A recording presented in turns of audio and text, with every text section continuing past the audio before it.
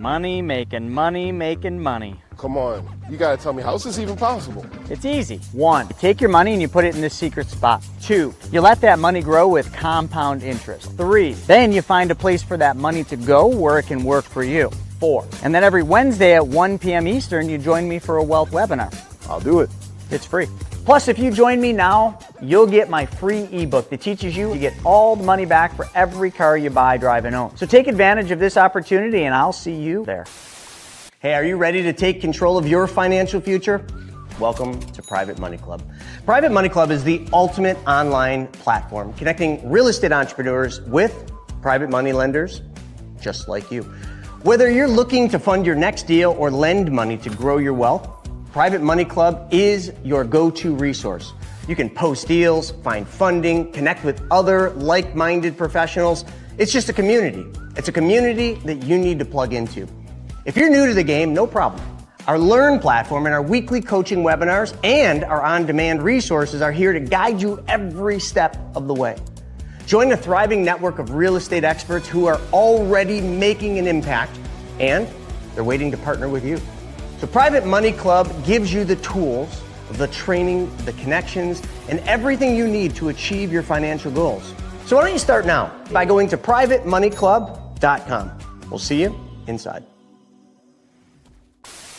Hey, you need to become your own bank. And it's as simple as changing one thing, and that is where your money goes first. I mean, think about it. Household debts in this country are at all-time highs. You got tons of market volatility. You got the potential for Social Security running out of money. You've got global uncertainty, political divide, and you have to figure out where you're going to put your hard-earned savings. I mean, this is one of those times in history where the rich are getting richer, and it is time to learn the secrets of the wealthy. But here's the good news. Every single Wednesday at 1 p.m. Eastern Standard Time, I put on a free webinar where I teach you how to take back control of your money by teaching you how to become your own bank. So click the link below and let's get started. So let's go into the app, because the app was created after a dating site, believe it or not. So people with money and people that need money. Phone, swipe left. Swipe left. Ooh, I like that one. Swipe right. You want to go on. If you got money, you want to swipe left through all the deals. When you find one you like, boom, you're connected. How much more difficult does this really need to be? This isn't rocket science. They want you to think it is because they want control of your money. It is time to take back control of our money. I want to invite you to a free interactive webinar that we're doing to teach you how to get prepared for what's about to happen and how you can grow, preserve, and protect your wealth and get it ready for a recession or maybe the next Great Depression. So all I need you to do is click the link below. You're not going to want to miss this with all this stuff going on. Are you sick of having your money lying around not doing anything? Well, we've got the solution for you. PrivateMoneyClub.com. Back to you, Chris. So that's what it is. Private Money Club was created for you and for all of us. So I've got something special. Since you're here, you're listening to us talk to you about the infinite banking concept, I wanted to make an offer. Private Money Club is something that will benefit each of you, but we've got what's called the Accelerator. The Private Money Club Accelerator is a coaching program that takes together the knowledge that you'll need to be your own bank and puts it together with the opportunities in Private Money Club so that now you learn and apply the knowledge. Check it out. We got a very special offer for you to be part of the next Accelerator coaching program and get you into Private Money Club so your money starts working for you. Hey everybody, it's Buff Finance Guy here, ready to show you how to make some serious gains, but not only in the gym, with your wallet too. Most people put their money in the bank doing absolutely nothing for them. But I'm gonna show you how it doesn't have to be that way. So take Andrew here. His money has just been sitting lazy in the bank, but all he has to do is change one thing, and that's where the money goes first, and everything changes. Just change where your money goes first, silly. Wait, just one change? Yeah, that's it. Instead of sending it to the bank, you send it to your very own banking system. Your money can grow and get stronger, just like me.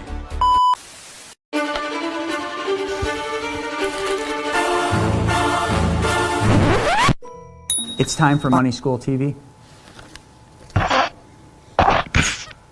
You heard it straight from the horse's mouth. He's been on the fence to come to PMC Money Tank. I'm telling you right now, you're missing out on a treat. This is the ultimate watering hole for lenders and borrowers. If you've got decent deals, you'll find the funding for it. The networking here has been fantastic. Absolutely phenomenal. Tremendously beneficial. Oh my gosh, so many people to network with. First day, I probably met 5 or 6 people. They show me ideas, I show them ideas. We're actually on stage about 20 minutes ago, and since then, I've already had about 20 people reach out. There are several people that I probably will be doing business with. I have like 15 private lenders ready to fund my deals. The people here are amazing and so welcoming. You walk in, everyone greets you right away. No one is a stranger. It's just an amazing and comfortable place to be. There's so much stuff that I've been able to learn that I didn't know. I've had aha moments over and over again. They talked about normal rates of return, not 6%, we're talking about 10%, but in a way that's ethically sound and stable. It's full disclosure, but helps walk you through everything. They even talk about it on stage of like, we've already made the mistakes, so here we are, and we're teaching you to not make the same mistakes. You get to learn from us, you get to just follow our direction and just see what you can do. I've gotten great things out of the virtual events, but there's no comparison to actually coming here, experiencing the energy, and getting to meet all of the people. Everyone is here looking to grow in some capacity. Being in this environment, it allows you to feed on that and foster that. During the event, they had a lender-borrower meet and greet, which is pretty cool. It's different when you can spend some time, have a meal together, hang out, joke around. The people are just a blast. It's so much fun. The community of the Money Tank PMC, the whole crew with Chris, Steven, Shona, everybody, and Joe, they've all helped me out. It's been changing my life. You're gonna learn something, you're gonna meet someone, and it's definitely gonna make a big difference in your business. Not by a little bit, but by a lot. I mean, you could stay stuck thinking you can do it on your own. There's a lot of people that I talk to with their issue, and then they come here, and I talk to them a year later, and they've grown so much just by coming to this event. Started at $15,000 in credit card debt. As of today, I have $550,000 out in private lending. That's what this teaches you. I tell people all the time, you have to get in the room to be around the like-minded people. Go. It's worth it. Just come. Do it for yourself. Do it for your business. Take action. You got to do it. Come to the event. You don't want to miss it. Well, the biggest thing I hope that people get is something that they can actually apply in their lives. You know, that's the biggest thing for any of these events that we want. We want people to leave here not just riled up, not just excited, but actually going out and doing something that'll put them in a better financial situation, help their family. And for the speakers, my goal is that they go out and they impact the audience and bring something the audience never had exposure to that allows them to then fill in that piece that they're looking for. I'm going to be talking about more lease options. I'm going to be talking about equity shares. I'm going to be talking about a bunch of fun stuff today. Because again, I'm not here to teach about how to do those deals. I'm here to teach about how to invest in those deals.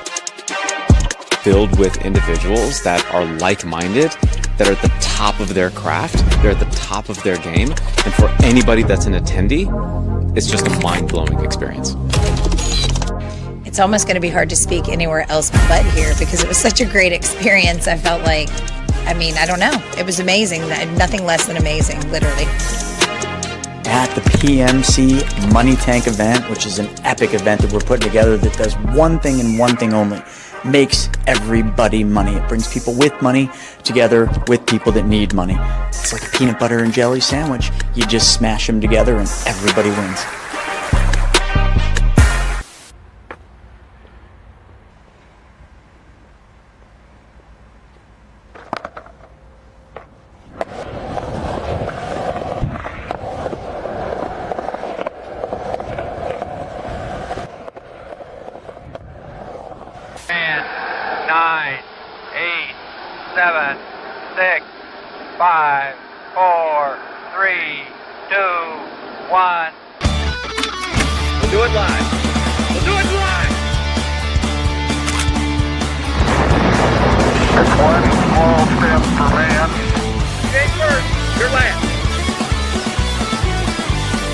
Wednesday, 5:30, 10:30 Eastern Standard Time. Going live! All right.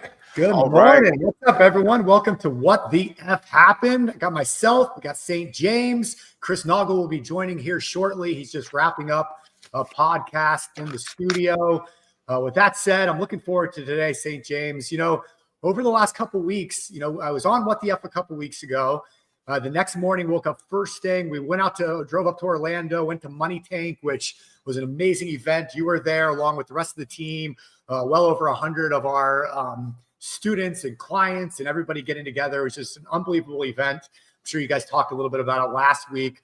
You know, got home and got some kind of cold flu bug. I don't know what it was, but got a little ill for a couple of days. So I missed last week and wasn't really paying attention to the news. This weekend was up in Tallahassee, took the family up to a Florida State Seminoles game. It was my anniversary, so kind of doing the family thing. And so I haven't really been paying close attention to the news, but I think the government shutdown is over. Like, we're back now. But it seems like it's just the constant politics. Every time I turn something on, it's Republicans blaming Democrats and Trump is cussing somebody out and somebody's fighting somebody. And it just seems like mayhem out there. And then in the meantime, it seems like debt in this country just continues to skyrocket. The real estate market's a mess. The stock market has been dumping. I mean, I saw the stock market last week, like real briefly, and it's like just dumping day after day. So a lot to talk about today. I know we're going to get into Japan. We're going to get into all kinds of topics you have ready to go. So I'm looking forward to it, St. James. But good morning, man. How are you today? Good morning, Steve. It's so good to see you and all of you guys in WTF land. It's always a joy to always share this stuff with you, whether we agree, disagree. Either way, I know I'm still right. And of course, all the other viewers at home. What is great about today's time is because we have so much access to information. We are able to be educated about so many different things, and so many layers of the onion are being peeled back. And now we're able to make informed decisions about what goes on with our money, what goes on with our economy, and also the policymakers that who are kind of determining the course of our countries. So it's always fun to help the people of our audience, you know, keep abreast of a lot of these issues and make sure that they're able to make educated decisions. It was great in Orlando. It's always great to be in the room with so many decision makers and discuss group economics, which is one of the ways the wealthy become wealthier, and how individuals such as ourselves can work together to make great things happen. So it's always great to be in a group with you there, Nagy. Absolutely, man. Absolutely. All right. So where are we going to kick this thing off for today? Wow. Well, you know what? We have, you know, Michael Burry's coming through, and Bill Gates just unloaded a lot of Microsoft stock. We've got a few special guests at 1600 Pennsylvania as well. So let's jump into it. So we start with the economy, right? Yeah, we always start with the economy. So right. Be right back. 7 seconds.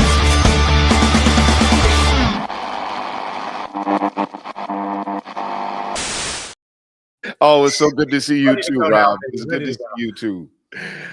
What do we got here, Steve? All right, I'm going to pull up our list of topics here. And by the way, guys, if you all have heard of any topics, anything you'd like us to discuss, throw it over in the comment box. Shoot us an email or a text message during the week. We'll get it on the show. We'll debate it out. We'll talk about it. I know there's always so much going on. We want to make sure we don't miss anything on our side either. But I'm going to start with this first story. I think Jordan, our video editor, plugged this one in. So let me share screen and we'll dive into it a little bit. It looks like it's a report coming out of a study coming out of the University of Michigan. Any Wolverines fans out there? I know Ohio State fans are probably booing right now, but according to the AP, consumer sentiment tumbles close to record lows in latest University of Michigan survey. And we'll get into this, James, but just anecdotally speaking and asking everybody that's watching right now, how do you feel? What are your sentiments? You're a consumer in this country watching the show right now. How do you feel about the economy? I work with a lot of people from a variety of different backgrounds, blue collar to white collar, highly educated to never graduated high school. And a lot of people are saying the same thing. I can't really afford what's going on.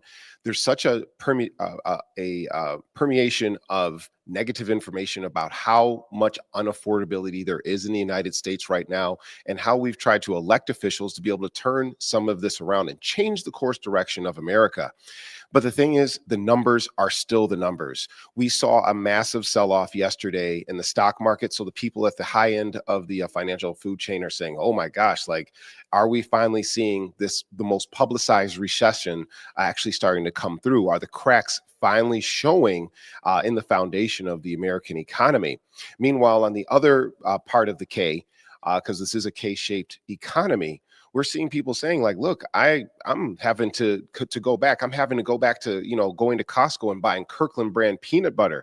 I'm going back to have to make these purchases and really cut back on things. Let's take a consideration of this.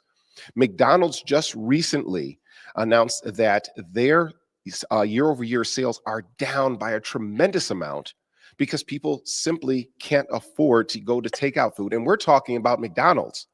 So imagine how that spreads across the whole diaspora of fast food restaurants and traditional restaurants, which is generally one of the barometers that people use to check the economy. How do we feel? In my opinion, the economy feels like they are really in a slow cooker. We're seeing some things starting to boil over, and I think that we're going to see the echo effect in that January, February, where certain things are going to be finally announced. What about you, Steve? Yeah, man. I mean, speaking of fast food, I don't eat a lot of fast food. When I was up in Tallahassee, though, I did grab a Whataburger breakfast sandwich, and man, let me tell you, those things are unbelievable. And I know Whataburger. Oh, Whataburger, man. yeah. I know your boy Donald Trump loves McDonald's, so he probably doesn't love that this is happening to McDonald's. Their sales are slow, so maybe he'll go in and buy up a bunch of Big Macs and stimulate McDonald's market. But nonetheless, according to the AP, let me just read this article real fast that coming out of the University of Michigan. So according to that, consumer sentiment dropped to a 3-year low and close to the lowest point ever recorded by the University of Michigan 1 month into the government shutdown.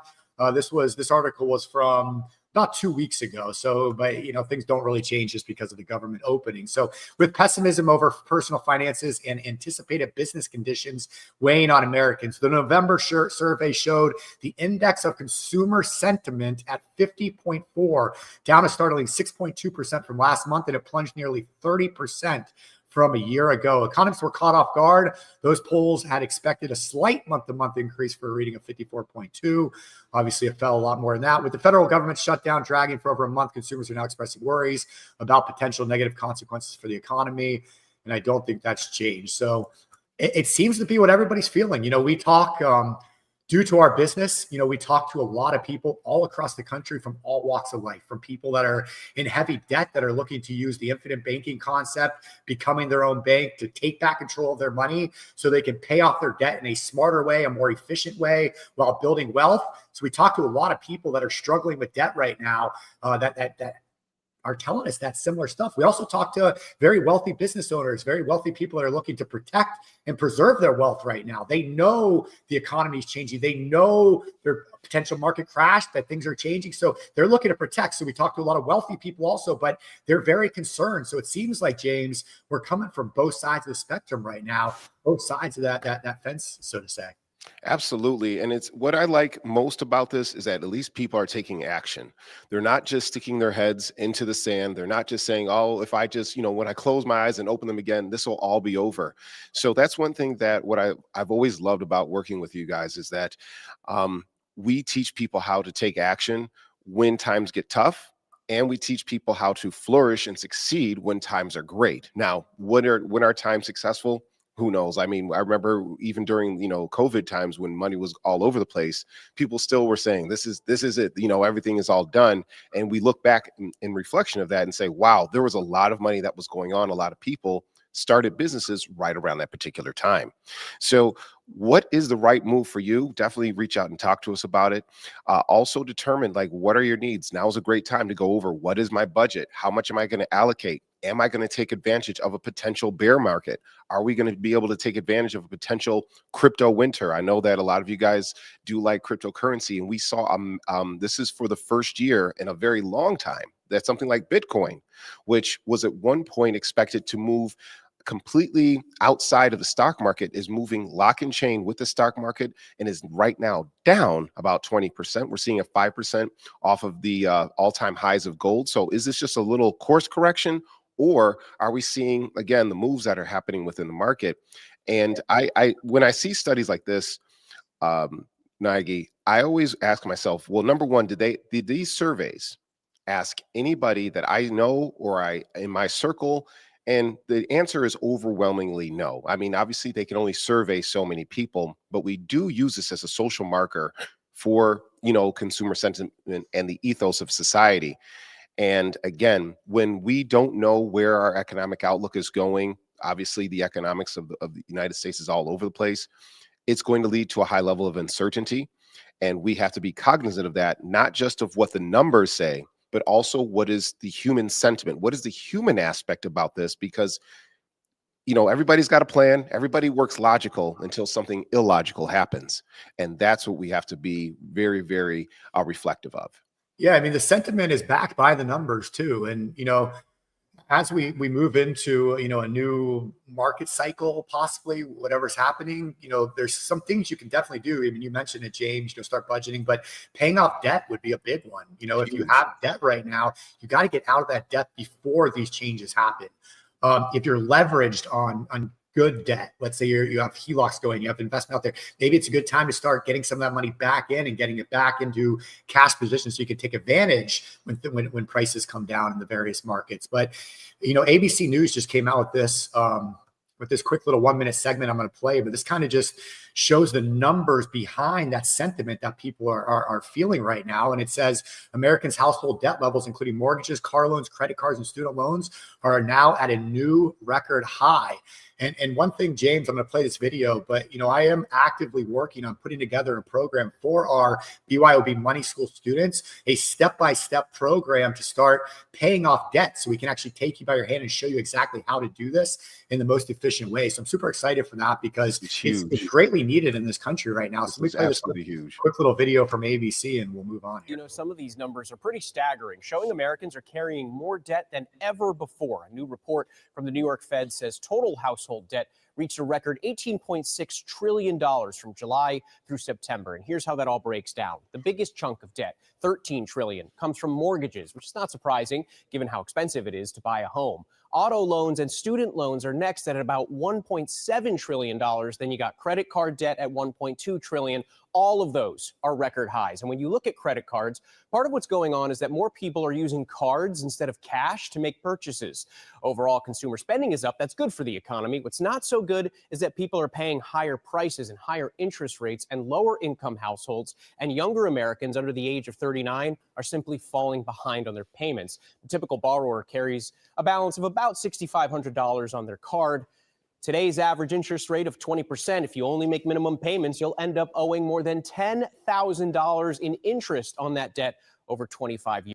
Just money fleeing into somebody else's financial world. And that is why becoming your own banker and understanding how to control your money is so important, and why we do what we do every single day. But it's interesting. I mean, to see just record levels. And the one thing we'll talk about here in a minute is inflation. Inflation is not letting up, James, which is not helping. No, not at all. Inflation is still going up. And I want to actually just bring it back to that ABC video. He's throwing out a lot of numbers, but numbers without reference is a way to kind of mislead. So for those of you who believe ABC is fake news, it's almost fake news in this particular sense, because what is the year over year? What is the delta? What is the change? I believe the Wall Street term is, what is the beta? What is the leverage on that? So granted, it might be $18 trillion of debt that is being carried by Americans, but what was it in 2024? What was it in 2023? Because showing a staggering number like that, it's a gut punch. Like, oh my gosh, America would be on the verge of collapse. $18 trillion in debt. But when we realize a lot of that is being carried by traditional 30-year mortgages on appreciating assets, well, that's not so bad. Student loan debt, well, if a lot of people are in school, then potentially that gives them the opportunity to get new jobs. So that isn't really good debt. It's not bad debt. It's somewhere in that gray miasma that we all exist in.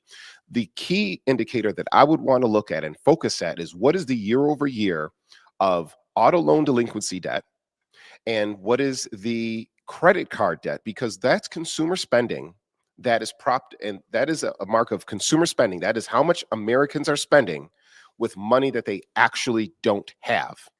That's what I'm concerned about, because if you're spending money that you don't have, you're feeding a dragon that is like empty calories.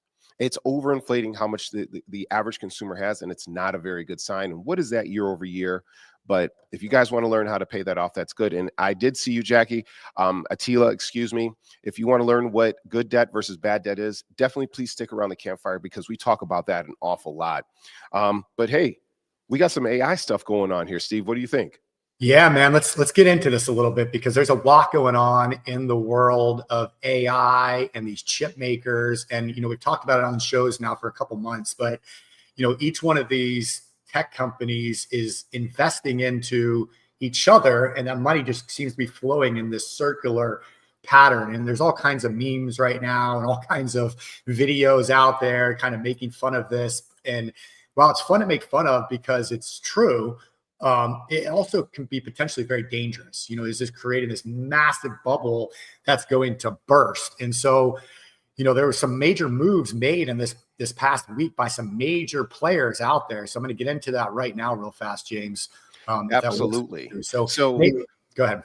So here's the cool thing about that. While you're pulling that up, some of you are familiar with the Ouroboros. It's the image of the snake kind of eating its own tail. And what you'll see is that OpenAI, Oracle, and ChatGPT, not just ChatGPT, but some of the other big tech firms that are out there are basically all moving their money all amongst each other to keep the money investment going. Hey, I borrowed $10 million from you, $10 billion from you. Here's another 10 billion.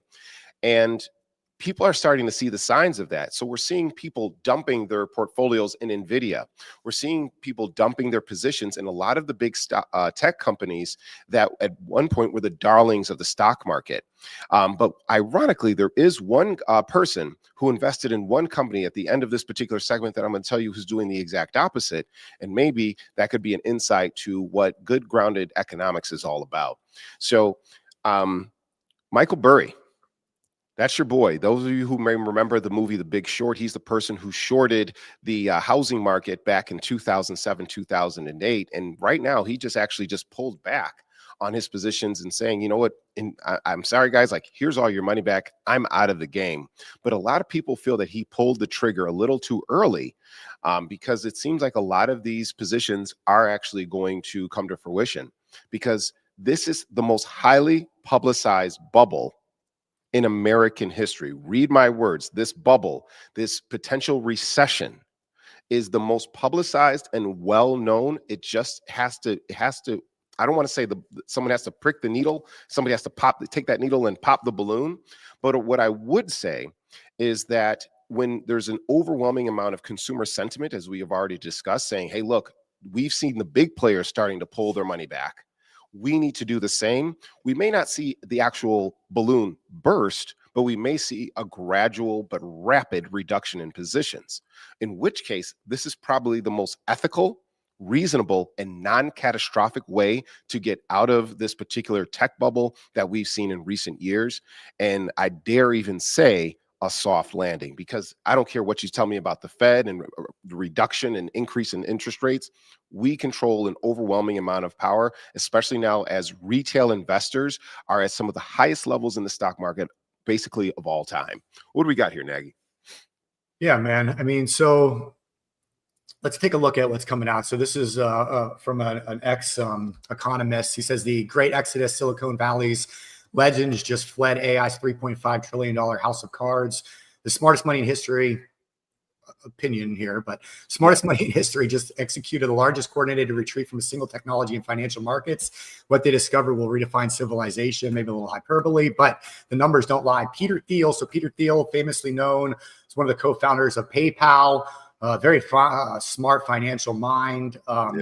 We talk a lot about money and control. And so we always discuss what's called a self-directed retirement accounts. And I'm not going to get into that right now. We do have a 3-day virtual money school training coming back for 2026. Can't wait. January 30th, January 31st, and February 1st. So be on the lookout to get your tickets to that virtual event. But when it comes to self-directed retirement investing, Peter Thiel is one of the most famous stories because he took something like a few $100,000. He invested into PayPal when it first started. He ended up selling for something like a couple billion. I forget the exact numbers. I can pull it up, but he made something like $1 billion, and he did it in a Roth IRA. So Peter Thiel famously made over $1 billion completely tax-free, which is unreal. But that's the power of understanding how these vehicles work, which is why we teach what we teach. But nonetheless, Peter Thiel deleted. He sold 537,000 shares of NVIDIA, every single one. The man who turned 500,000 into 1.7 billion. Oh, there it was. Okay, and that was with the Roth. Predicted the 2000 crash. Also now runs from AI hardware, while his own company Palantir rides AI euphoria. That contradiction is the signal. Michael Burry, famously known as The Big Short, he's the one who called all the credit swaps during the last collapse in 2008. Michael Burry deployed 1.1 billion shorting NVIDIA and Palantir, then announced fund closure. So these numbers actually aren't right, James. But Michael Burry, he basically invested 9.2 million in shorts. Okay. Is that what it was? Okay. In shorts, and he's completely shorting the market, and basically has the potential to make like $1 billion if this happens. Ray Dalio, another person we talk about quite often, Ray Dalio cut NVIDIA by 64%. SoftBank, which is a big global bank, sold $5.83 billion of NVIDIA to fund its open AI position. So these major players are just cashing out right now of these AI tech stocks. Yeah, SoftBank is a little bit of an interesting case because Masimoto, unfortunately, I can't pronounce his name. I will learn it in the future, guys. He's an interesting person. He took a huge hit recently in terms of losses with SoftBank. He lost a lot with the WeWork, which a lot of people obviously is an epic failure in terms of investment, but he's coming back, came back, and now he can either do NVIDIA or he can do OpenAI, but he can't do both. So basically, he sold his beach house so that he could buy the chalet in Denver. And that's why SoftBank's a little bit different, because they are a VC fund, so to speak. So they help out a lot of startups and have famously invested in a lot of great startups over in the past. But still, we're seeing a consolidation. Also, famously, is your boy Bill Gates, Wild Bill, through the Bill and Melinda Gates Fund. He actually sold off over $62 million worth of stock in Microsoft, which I found quite interesting. And this was news that just happened within the past 12 hours, if memory serves. But he has been scaling back a lot of his positions as well. Yeah, hey, James, 17 million Microsoft shares worth $8.7 billion. Oh, see, my numbers were way off. I knew that it was a lot, but I didn't know it was that much. So I apologize to you guys. And thank you, Nagy, for saying that. Anytime I make a mistake, please bring that up. But that's billions of dollars just being moved right into a fund there. What does that tell you? If those super wealthy, the ultra billionaires start to sneeze, then just like Nagy last week, we get a cold, we get the flu. So if we see the signs, if we see down the street, if we look down the parkway and we see that there's red lights, what do we as individual consumers need to do? We don't make enough money. We don't have enough position. Even if you're worth $1 million, think about it. $1 billion is 1,000 millions. And Bill Gates just sold off how many billions in Microsoft stock? 17 million shares worth 8.7. 17 million. So think about that as an order of magnitude. Here's another one too, James. Warren Buffett just sold 74% of Berkshire's stake in Apple and has piled more than $4 billion. Well, it's kind of, that's just crazy. Oh, and as a side note, this is the ADD kicking in. Tim Cook is going to be getting replaced potentially by next year. That's your little fun fact of the day. But I will tell you this: we've famously been talking about how Warren Buffett is one of the best investors of our generation, and even though he's been sitting on over $300 billion worth of cash reserves because he simply couldn't find a particular company to invest in that was at a good rate, one of the companies that he did actually put money into is Google.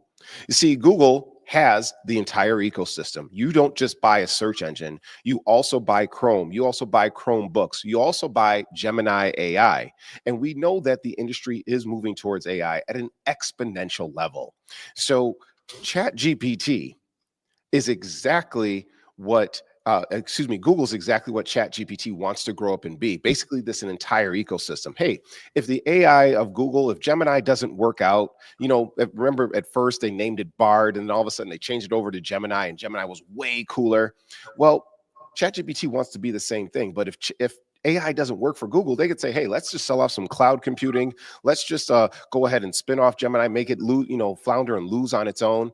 And another very, very key thing about Google is that it won its antitrust case. So I feel that that investment that Sundar Pichai actually put towards helping out the East Wing of the White House, donating $1 million to the administration's campaign, that may have paid off, because now they are no longer under investigation for being in a monopoly, and which is why we're seeing somebody like Warren Buffett actually migrate some of the funds and investment in there. I don't know if the two are related. Maybe I'm getting off on in a bit of a rabbit hole, but still, Google seems to be a very strong bet. And I think out of all the FANG stocks, the magnificent 9, 10, 11, however many there are right now, it is the only one that's actually reporting solid growth, but that may change today. We'll see. Yeah, one thing you brought up, James, is just the astronomical numbers that we talk about. And, you hear people rail against, billionaires and stuff sometimes, like Elon Musk, if he had all this money. And, I saw this the other day, and it just kind of made me think. So, this guy says Elon Musk's personal wealth could solve world hunger twice, provide access to clean water for everyone on Earth twice, vaccinate all children, reforest the Amazon. Don't tell me billionaires are good for society. And you hear that a lot, and you start to think, this guy has billions of dollars, and, I know it's not all liquid, and a lot of it's tied up in stocks and things of that nature, but he's a very wealthy person. But then you do look at, put that in perspective. Total global government spending last year is approximately $42 trillion. Elon's net worth is about 1% of that. And they're just saying, if Elon's net worth could solve these problems, why haven't the world's governments actually did solve them with all that money? And, it always brings up that good debate to me, though. Is it, should we have people in this world that are worth that much money? Should they be restricted? Should the money be taken from them? It's a good debate. But it makes you wonder when you start seeing these astronomical numbers out there, Yeah, exactly. I mean, the debate about should the wealthy be able to keep their ultra wealth is a gray area that's thicker than London pea soup. And the thing is that if we say that, hey, all these people that are way up here, we got to have some of their money, what is to stop the powers that be from taking money from the people at the very bottom as well? It opens up a virtual Pandora's box. And it says, what if, like, if they could do this to you over here, then we could do this to you over here. And then, as a lot of people will say, a lot of these billionaires, a lot of these ultra wealthy will just leave everything else behind and say, hey, we're going somewhere else that is going to be more allowing for our ultra wealth to actually flourish. We see that right now in the United Arab Emirates and a lot of these places that are actively recruiting lots of millionaires and billionaires to come over there. As a matter of fact, we see that with golden visas of Portugal, Spain. The United States actually has one as well, where, hey, if you're wealthy enough, come over here because we have good financial policy. And there is a degree of understanding that, yes, people with high levels of wealth do generate revenue. The question is that how much of that revenue is consolidated at the top versus how much is actually dispersed over the entire company. As an example, and this is not my claim for socialism, I know I really don't think we need to get into that, but this is just an example. Take from it what you will.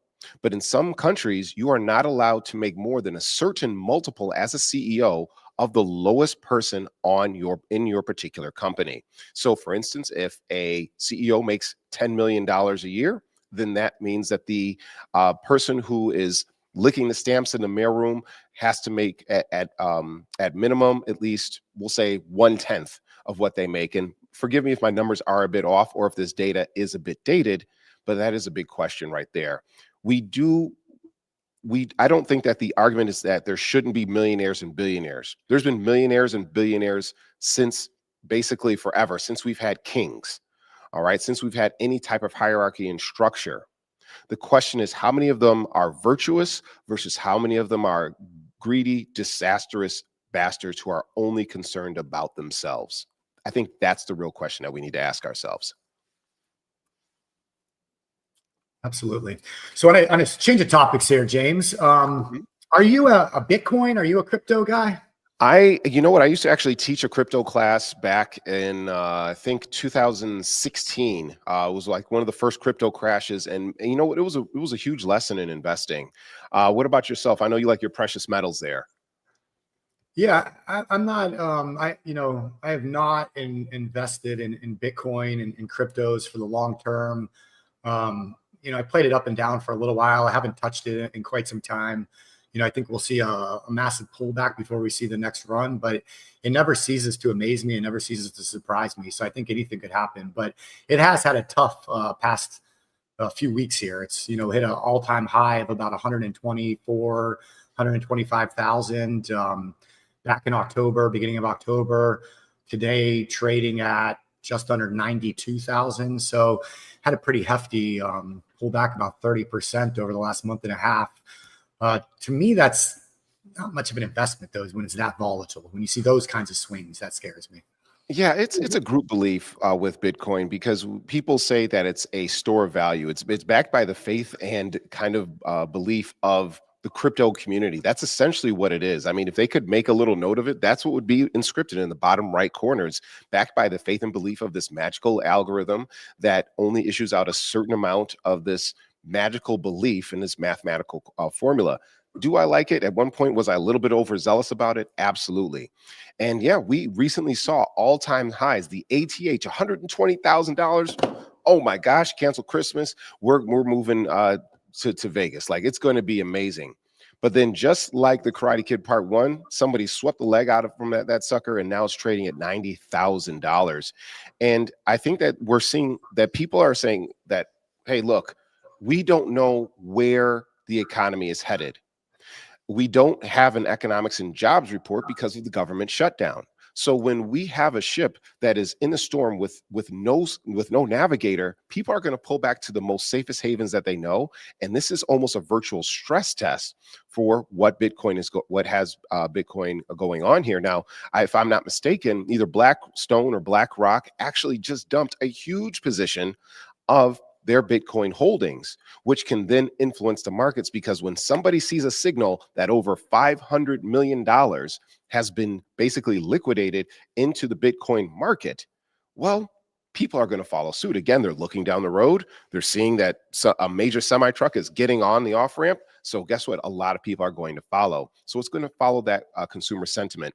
Again, if you're familiar with the stock market, you're familiar with a term called beta. It's basically the leverage. It's basically how strong something can move. So if you if something moves at $1, then Bitcoin can move at like $20 in terms of movement. And that's one of the things that makes Bitcoin such a volatile thing. When consumer confidence is super high, people have lots of money, you're going to see that eventually reflected in Bitcoin at an exponential level. When consumer sentiment begins to fall and starts to retract, and people who are non-believers of Bitcoin as a safe haven for money starts to say, hey, look, it's scary out here, they're also going to pull back. And I did see, I believe, Morgan, you brought up a lot of the stable coins. There is a tinfoil hat theory. I wish I brought my tinfoil hat with me today. That people are saying that, you know what, this whole crash is completely manufactured, and that it is basically a ruse. It's a way to manipulate the American people into moving all of their cash into stable coins. And that's why we're seeing companies such as JP Morgan. We're seeing other companies, I can't even name them. I think the state of Texas tried to develop one as well. These stable coins, so that now, don't worry, this is a completely safe haven for your capital. And really now they have even a stronger way to trace every single dollar, dime, and red cent, even though they don't make those anymore, that you spend for the rest of your life. And frankly, that scares the bejesus out of me. Yeah, and speaking of things that kind of scare you, let's get into mortgages here, because there's been a lot of talk about these mortgages here lately. So first off, where we're at currently, the mortgage rates hit highest level in a month, pushing loan demand down 5%. This is as of today, this morning. The average contract interest rate for 30-year fixed mortgages with conforming loan, $806,000 or less, increased last week to 6.37%. The overall average loan size across both purchase and refinance apps fell to its lowest level since August of this year, so a couple months ago. Applications for a mortgage to purchase a home fell 2% for the week. So looks like rates are up a little bit. So mortgage demand is down a little bit. The market just seems to continue chugging along. But this is where these talks of these 50-year mortgages are coming in. Have you seen this, St. James? You know what? I I got to applaud this administration. At least say something. Don't just stand idly by. Hey, we've got this idea. What do you guys think? Yeah. You know? So according to this, Trump administration is evaluating portable mortgages. Exactly. What that means for homeowners. What is a portable mortgage? It's when you Sure. sell your house and buy a new place, but you keep your old home loan. If you've locked in a low mortgage rate and want to move, imagine the low rate mortgage moving with you. The big question about portable mortgages is, are they too good to be true? Oh my goodness. So Nagy, These used to be called something different. what does England and Canada have in common when it comes to mortgages? They both have portable mortgages. That basically means if you bought a house back in COVID and your interest rate was 2.53%, well, now you can transfer the balance of that amount that is still owed on your mortgage and apply that to a new home. What does that mean? It opens up a whole bunch of new inventory. Now, if you're a first-time homeowner, it means you're still getting the new rates that are out there, and it doesn't look like rates are going to change anytime soon. But at least it gives you a chance to get into some inventory, and hopefully that will actually drop home prices to a more reasonable level that people want. Now, I can't speak for all people because trust me, if you're leveraged on your home, you want your house value to stay up. If you're a first-time homeowner, you're looking to downsize and retain as much of your capital as possible, you want house prices to go down. So let's exercise a bit of empathy within that. Now, again, with these mortgages, again, you have I'm just going to use basic numbers here for those of you who don't know. Steve, I hope you don't mind. Let's say that you have a house that is $100,000. I don't know where it is. And you bought it at 4.5%. It is now appreciated up to $150,000. And you're now looking to go into a $300,000 house. Well, you can take that $50,000 of equity that is now going to be your down payment. The remainder of your original loan, let's say that you've paid off, let's say $80,000 worth of that loan. And now you, not $80,000, $20,000 of that loan, and you still have $80,000 left. Now what happens is you transfer that $80,000 balance into your new $300,000 property, less the $50,000 that you put down as a deposit. So now you finance the remainder, the outstanding amount, as at the new interest rate, which could be 6, 7, whatever current interest rates are at right now. So it is a great way for people to say, you know what, I'm going to be able to use the equity that's within my home. It's a great way to have an interest rate that sometimes are blended together. So they will say like, okay, you have your loan, your mortgage at 4.5%. The current interest rates are at 6. We're going to put you at 5.5 or 5.25, which in the mortgage game is a very big number because it's not going to be an exact meeting in the middle. It usually gets knocked up just a little bit. And guys, unfortunately, I haven't memorized it super clearly, but it's what England and Canada have been doing for years. And what's ironic is that even some Canadians and some Britons actually don't know that it exists either. So I feel that this is a great idea. Whoever came up with the idea in the administration, it needs to be exercised immediately. I feel that this is a solution, one of the medicines that we can do to save the economy from going completely belly up, and also allow a lot of first-time homeowners to get into their first home. Yeah, I mean, back in the day, there was assumable mortgages, which are a little bit different, but you could assign a mortgage and can keep it going. And then I think it was in the 80s is when they passed a law which enforced the due on sale clause, which started getting added to the mortgages, and what stops us these days from assigning mortgages and doing all that. Other people still do it as an investment strategy, but nonetheless, they're floating that idea of these portable mortgages. I think it's a great idea. I don't know how in reality it works. I don't think the banks will ever actually let it happen because the banks would lose. The other thing that they're floating out there right now is 50-year mortgages. Yeah. This article saying they could be a big winner with millennials. I think it's a terrible idea, but do you want to talk on these for a minute, James? Absolutely. So we have 15-year mortgages. We have 30-year mortgages. And now they're proposing the idea for 50-year mortgages. Well, somebody broke it down, and let's just say that your mortgage is going to be at $5,600 a month. That'll get knocked down to $5,300. The difference was so minimal, it was ridiculous. And if the goal is to be basically mortgage free, going into your retirement, you're not looking to buy any additional assets. You're just looking to ride off into the sunset, which a lot of people are looking to do.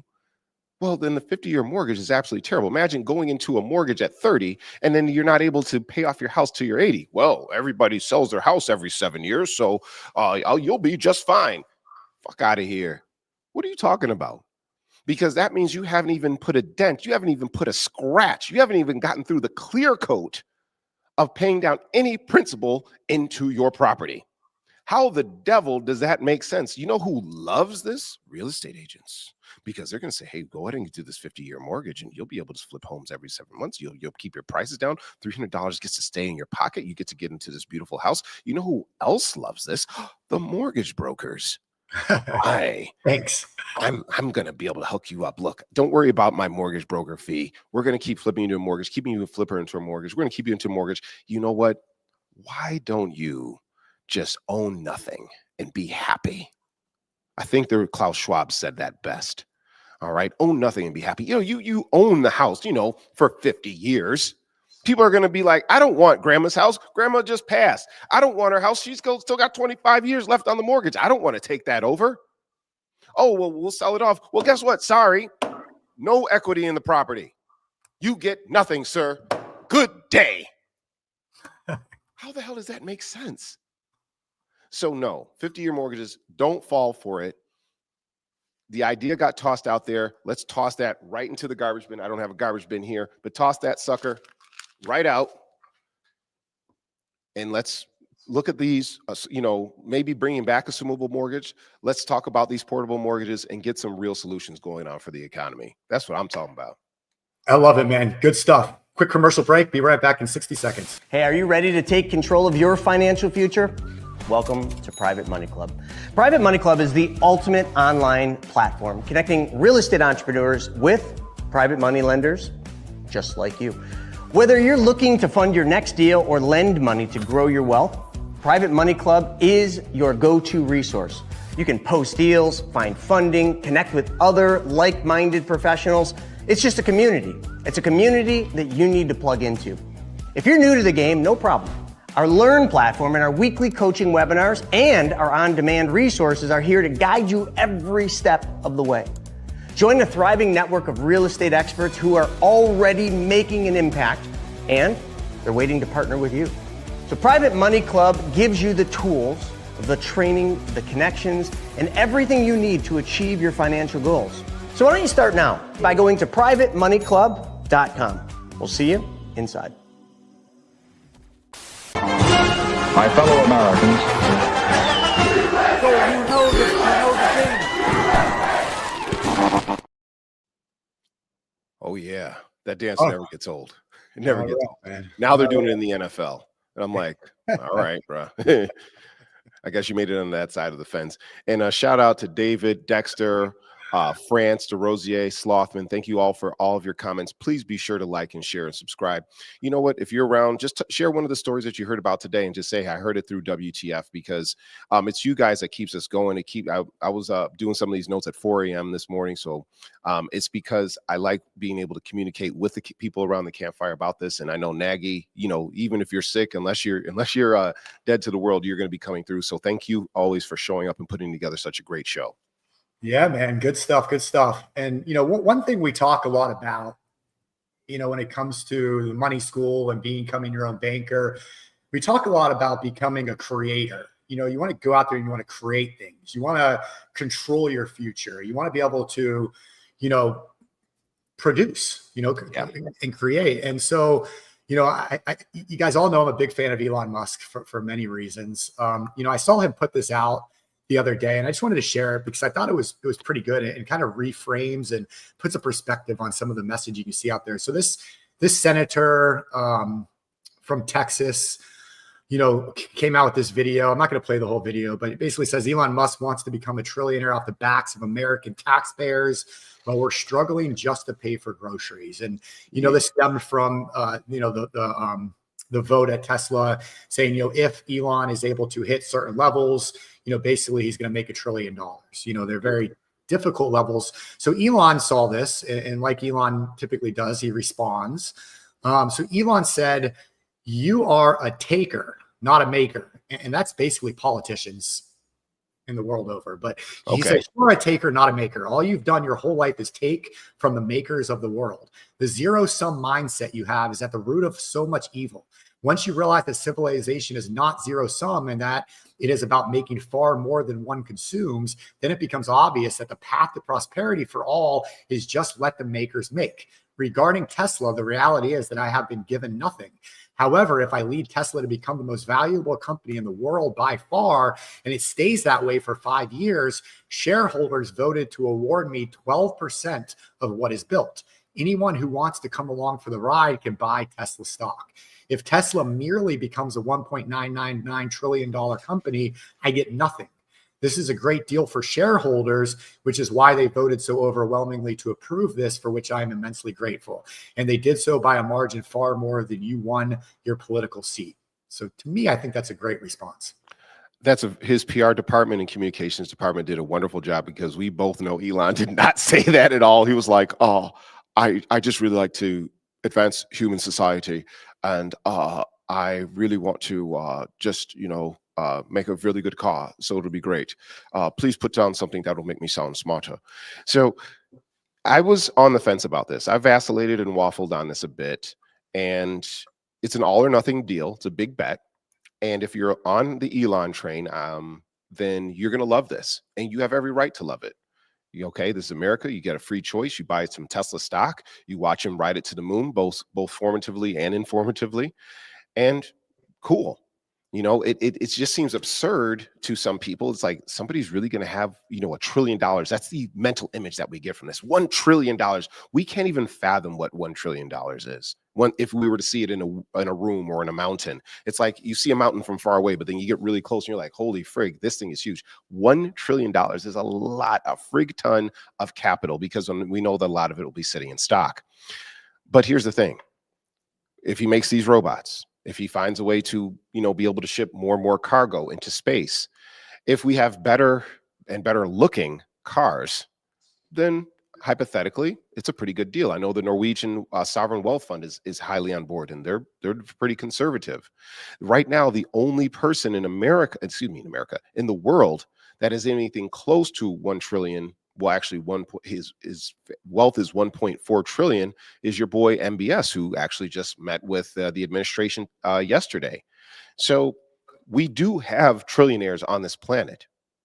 And the question is, are they ethical?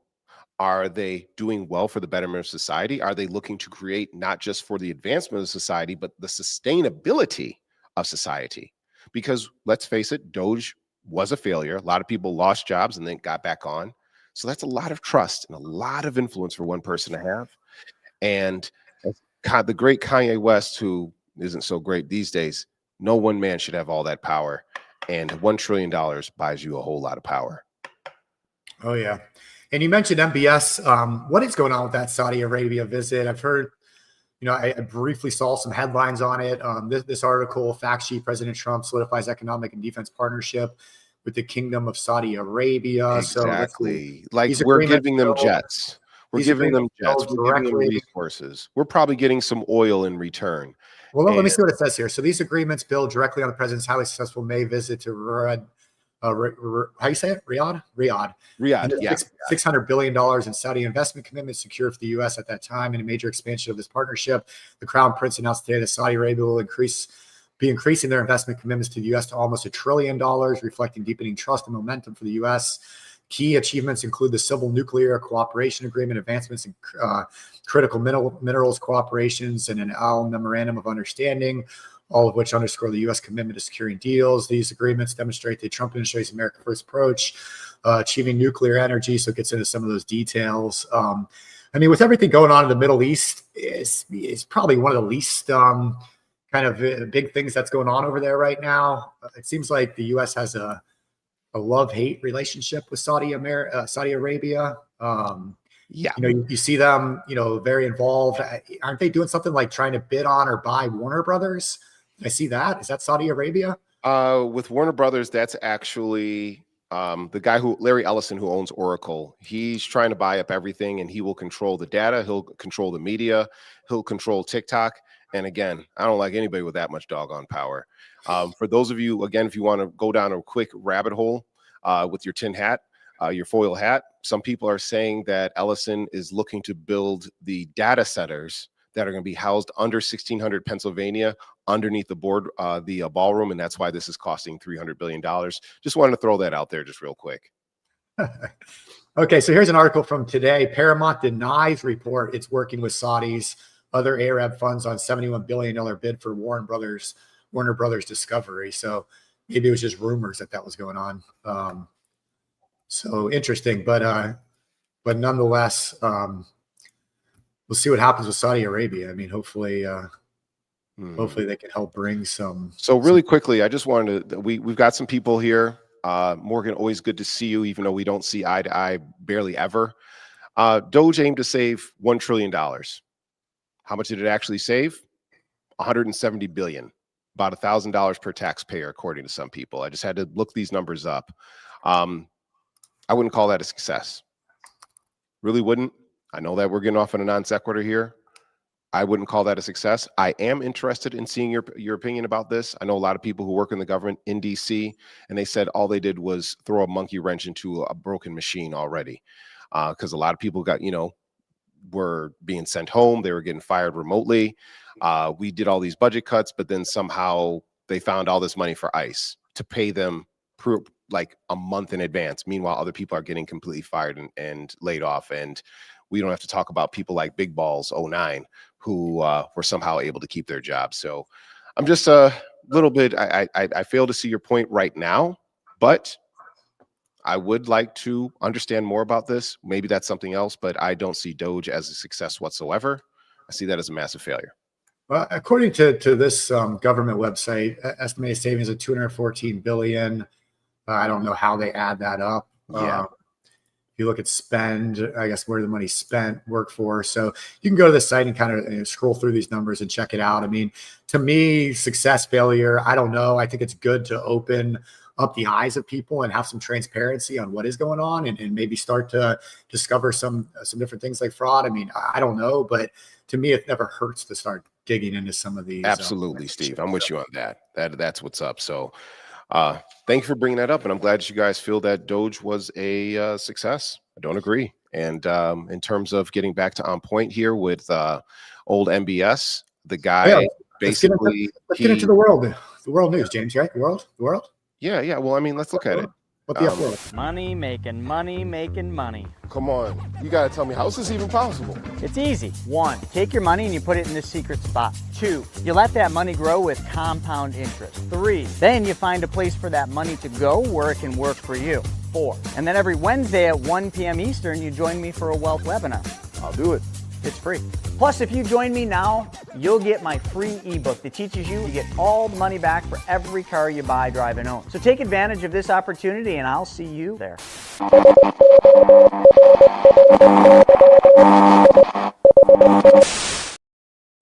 Yeah, buddy. All right. What's going on in the world today, Steve? Yeah, I mean, I know a lot been coming out about Japan. Have you been following that at all?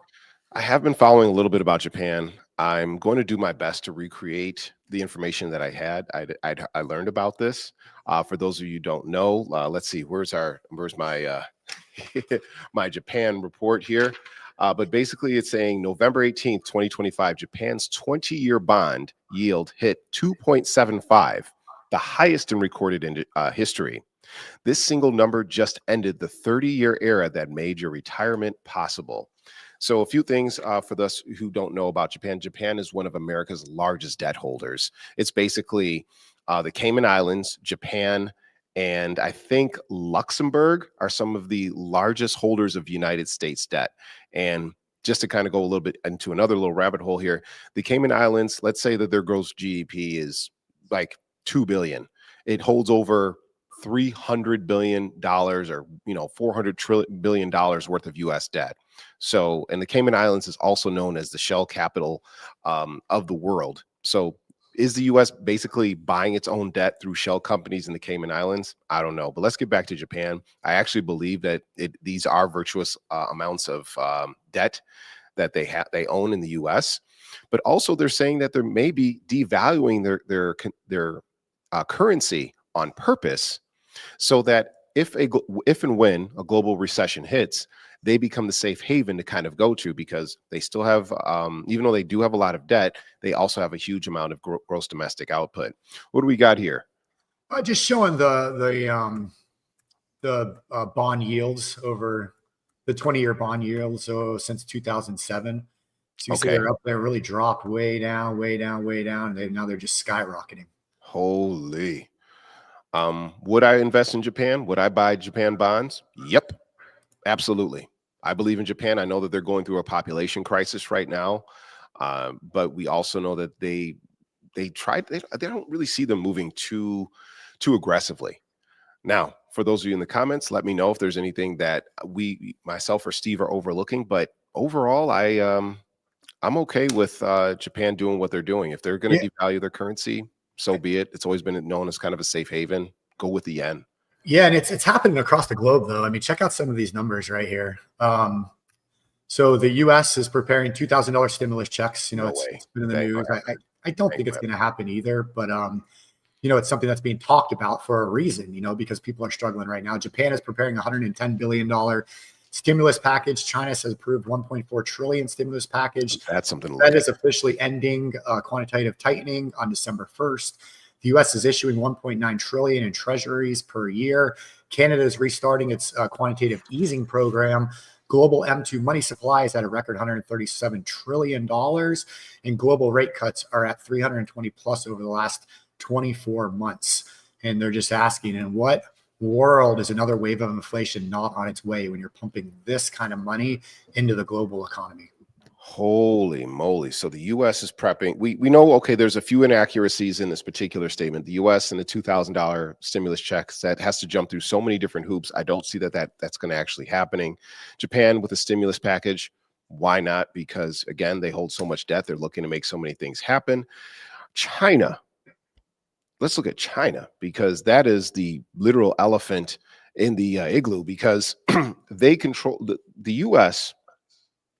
doesn't have a lot of leverage against China. We buy a lot of not our vaccines, but a lot of our medicines come from China. A lot of people don't know that.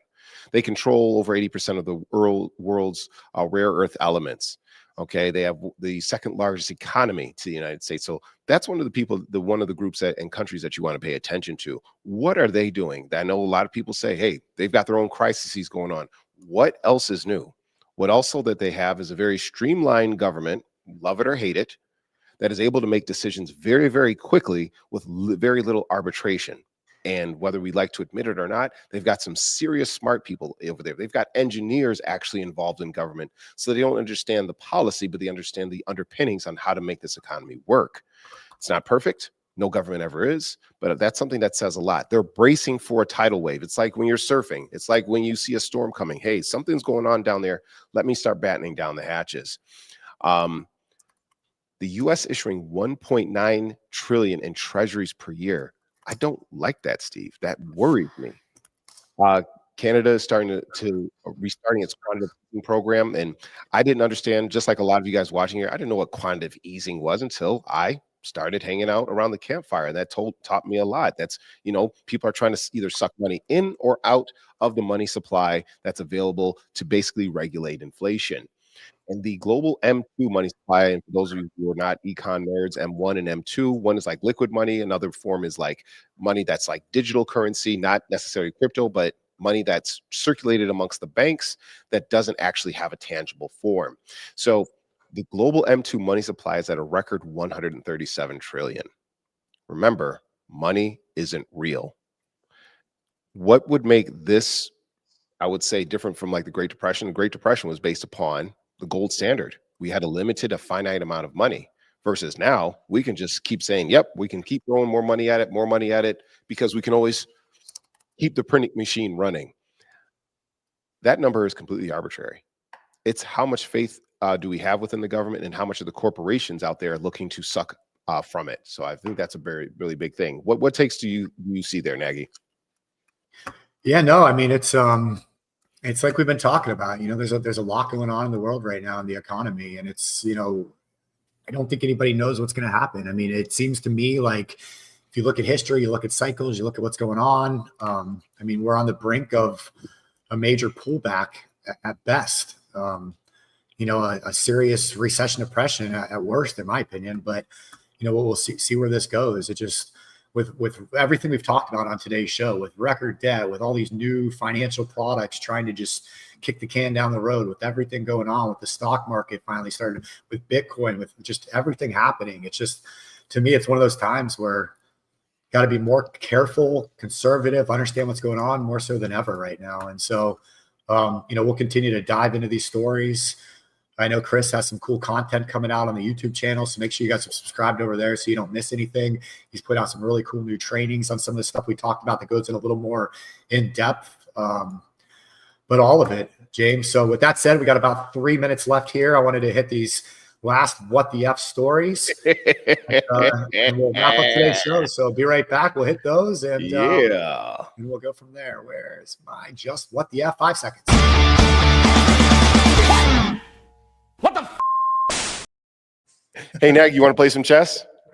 I can't end the show without that last little 5-second clip, but yeah, chess is fun. So what's going on with these AIs? They're playing chess against each other, or what happened here? So what happened is, you may remember, America, that there used to be a system called the Atari 2600, and there's still a few of them. Some of them are in the Smithsonian. Some of them are locked up in your grandmother's basement, but it was basically less than an 8-bit system that had a chess playing algorithm built into it.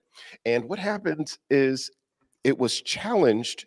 Basically, two companies of engineers said, hey, you know what? Let's pit the Atari 2600 against ChatGPT, this super smart, hyper-powered, data center-powered algorithm. And what happened is ChatGPT mistook certain chess pieces. It had them going in all types of ways. All right. The queen was moving like a knight. The knight was moving like a rook. And the king all of a sudden could fly. And it could not beat the Atari 2600, so it actually conceded. So what happened is Google Gemini, their large language model, heard this news and factored that into its large language model and said, you know what? I'm not even going to challenge the Atari 2600. I'm not going to play it. So old school tech has come triumphant in terms of strategy, where all of our vaunted new technology has absolutely failed. Is this going to be a traumatic shortcoming that I'm sure that Sam Bankman-Fried and Sundar Pichai and all these other AI guys are not going to collaboratively collect their heads together and say, look, man, this is an embarrassment. Are they going to do something about this? I absolutely believe that they will. But in the meantime, we have staved off the Terminator, Steve. We have staved off our tyrannical cyborg leaders for at least another 5 or 10 months. So we're okay. As long as you have an Atari 2600, ladies and gentlemen, Shane, as long as you have an Atari 2600, France, DeRosier, as long as you have an Atari 2600, you'll be safe from your computer digital Terminator overlords. Yeah. And I keep hearing this word over and over, that AI hallucinates, which just seems a little worrisome to me, to say the least. So right now, we're seeing that there's a lot of errors within AI. For those of you who don't know, hallucination is where an AI, a large language model, just completely makes up a new fact and cites it as fact. And which is one of the reasons why a lot of colleges and universities are like, look, do not just use ChatGPT, Gemini, Perplexity as your sole source of doing research. And for those of you who are in the research field or have to cite sources, then what you have to remember is that you have to type into your prompt, please cite sources, and actually go to those sources to make sure that there are no misrepresentations, misinformation that has been included into your research, into your text prompt, because you can cite some bad things. Lawyers, they cannot use ChatGPT. They still have to dig deep because people have submitted information through ChatGPT, put the entire basis of their arguments, of their files, through a ChatGPT course, and only to find out that the entire thing was fictitious and was more mythological than any Marvel or DC movie. So do your research. Yes, ChatGPT can be a starting point, but it should not be part of your final submitted work. It should not be the end point. All right. And the last nostalgic story of the day is coming from the United States Mint. They have announced that maybe nothing. Finally. Where'd the story go?